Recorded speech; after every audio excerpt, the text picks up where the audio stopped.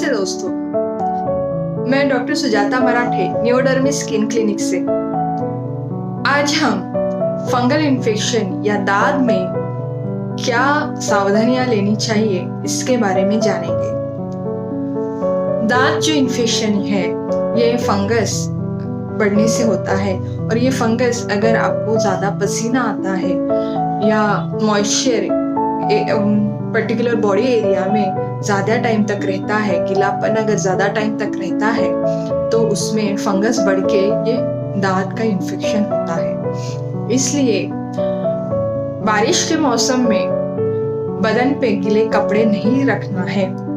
Office में हमेशा एक एक्स्ट्रा पेयर रखना है और अगर आप भीग जाते हो तो ये कपड़े चेंज करने हैं। गर्मी ये दूसरा एक सीजन है जिसमें दाद का इन्फेक्शन ज्यादातर लोगों को होता है, क्योंकि गर्मी में सभी को पसीना ज्यादा आता है। इसलिए गर्मी के मौसम में दिन में 2 बार नहाना बहुत जरूरी है और विशेष करके कॉटन के कपड़े, लूज कपड़े पहनने बहुत जरूरी है। अगर आपको दाद का इन्फेक्शन है तो वो इन्फेक्शन के टाइम आप जीन्स या लेगिंग जैसे टाइट कपड़े, जाड़े कपड़े बिल्कुल मत पहनिए। ये आपको लगभग 1 महीने तक तो फॉलो करना है, क्योंकि क्या होता है कि जीन्स जो है हम डेली धोने के लिए नहीं डालते हैं। एक बार पहने तो 3-4 बार तो पहनते हैं और फिर ये कपड़ों में ये फंगस जमे रहता है। और अगर आपका मेडिसिन चालू है, मेडिसिन से बदन की फंगल इन्फेक्शन या दाद तो कम हो जाएगा, लेकिन अगर कपड़ों में ये फंगस रहेगा तो आपको इसका फिर से प्रादुर्भाव हो सकता है। इसलिए कपड़ों की ये सावधानी लेनी जरूरी है। इसके अलावा जो पहले 15 दिन आपके कपड़े हैं जो अलग से भिगोने हैं और अच्छे उबले हुए गर्म पानी में भिगोने रखने हैं 1 घंटे के लिए। ऐसा करने से कपड़ों में जो फंगस के स्पोर्स है वो पूरी तरह से मर जाते हैं। तो दवाई के ट्रीटमेंट के साथ कपड़ों का ये ट्रीटमेंट बहुत ही जरूरी है। इसके अलावा कपड़ों के शेयर करने से, कंघी, सोप, टॉयलेट सीट, ये चीजों की शेयर करने से कुटुंब में एक आदमी का दाद का इन्फेक्शन दूसरे आदमी को फैल सकता है। इसलिए इन सब चीजों को आपको शेयर नहीं करना है। हर एक व्यक्ति की ये चीजें अलग अलग रखनी है।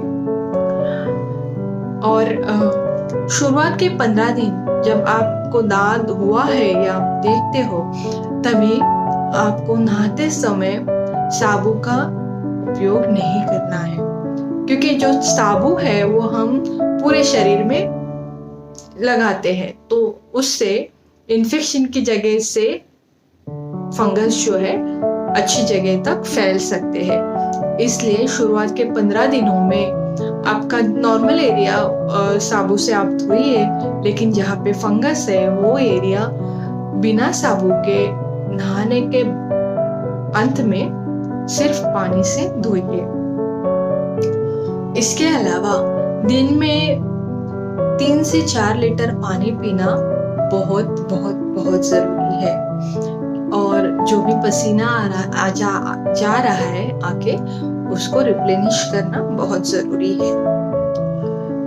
और जब फंगस इन्फेक्शन होता है, आपको जो मेडिसिन, क्रीम जो डॉक्टर देते हैं वो मलहम लगाते समय अगर आपका जो छोटा पैच है उस पे पहले मलहम लगाना है, वो दांत पे पहले लगाना है, फिर बड़े वाले दांत के पैचेस पे मलहम लगाना है।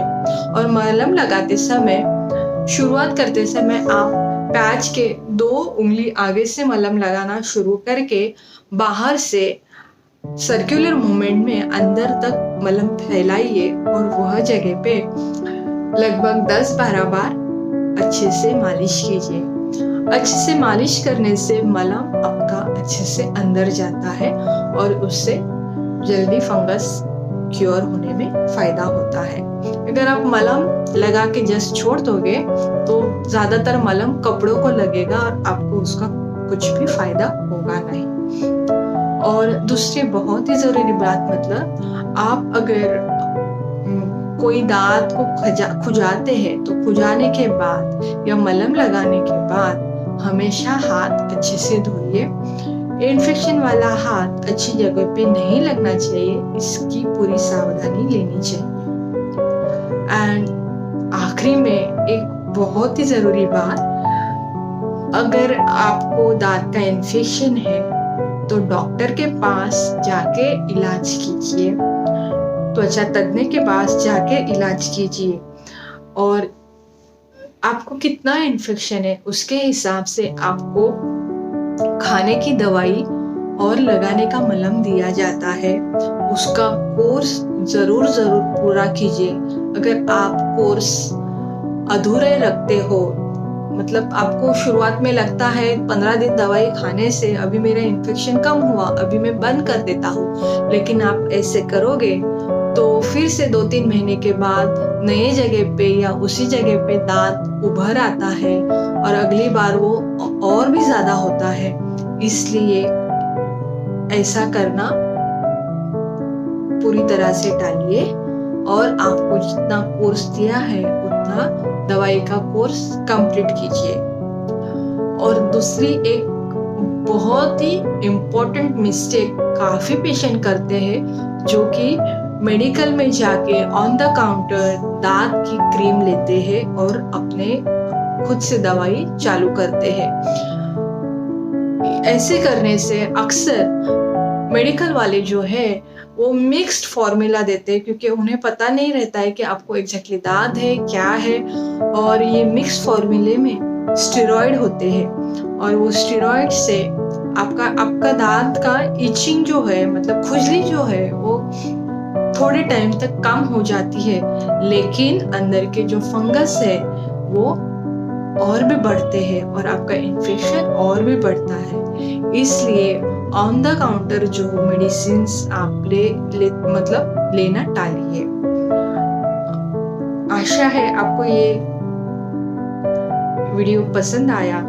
अगर आपको कुछ सवाल रहेंगे तो आप कमेंट बॉक्स में डाल सकते हैं। जल्दी मिलेंगे कुछ और अच्छी वीडियो के साथ, तब तक